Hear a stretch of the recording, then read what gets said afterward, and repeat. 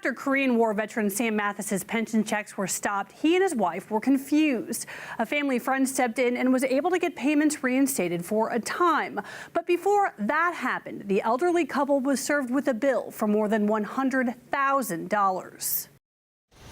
Korean War veteran Sam Mathis and his wife of nearly 20 years, Betty, say their home is modest, but it's what they could afford after losing their mobile home in the Buffalo tornado in 2012.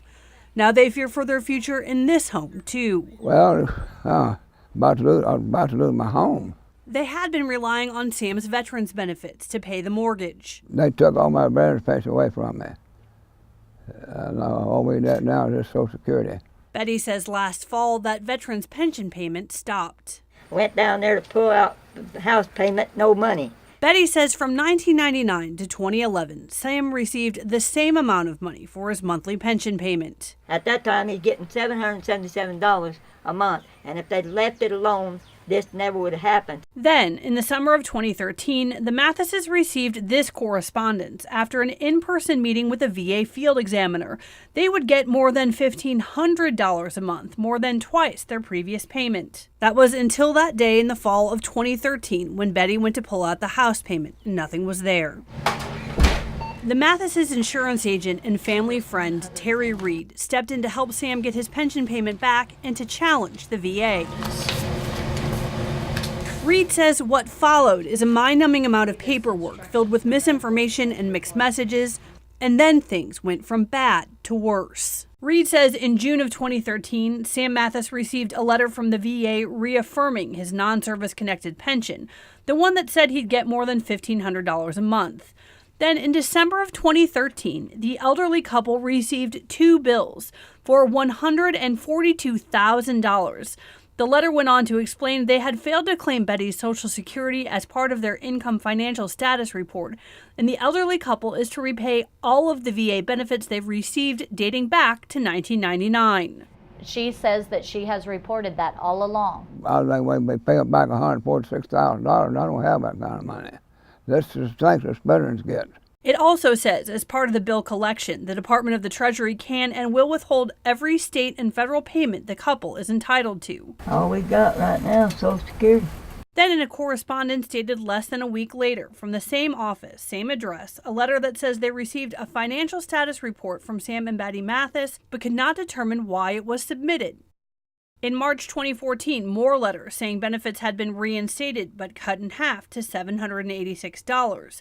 They received two payments this past spring. They received that in April and May, and then they stopped paying again in June and July. They have not received payments the last 2 months from the VA. To navigate these waters, Reed started getting help from Buffalo Disabled American Veterans Service Officer Richard Beavers, which is someone that helps veterans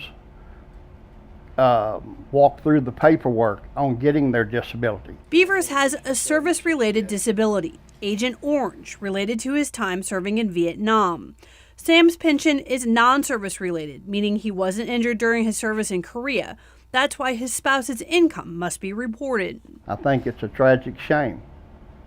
The number of people we have contacted to receive help for this couple, and it seems as though it's falling on deaf ears.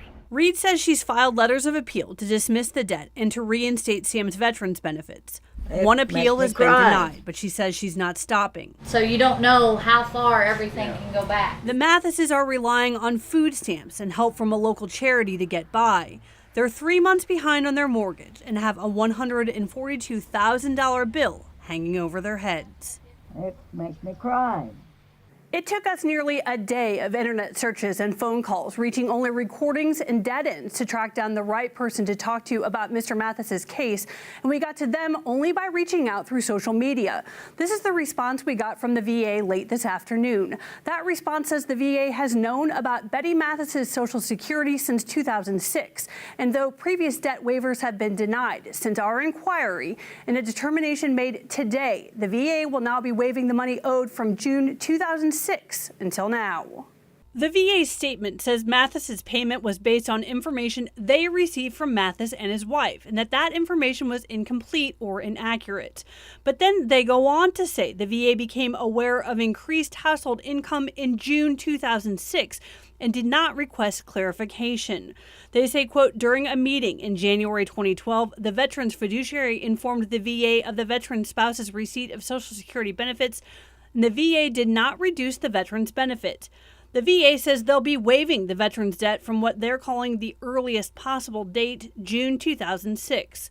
The VA says they are now conducting a series of audits to determine how much Mathis owes for the period from 2000 to June 2006. Through a series of follow-up questions, we were told the best estimate for that amount is $44,000, nearly $100,000 less than the previous amount. We've already found out that Mathis can appeal that amount, and Terry Reed says she definitely will.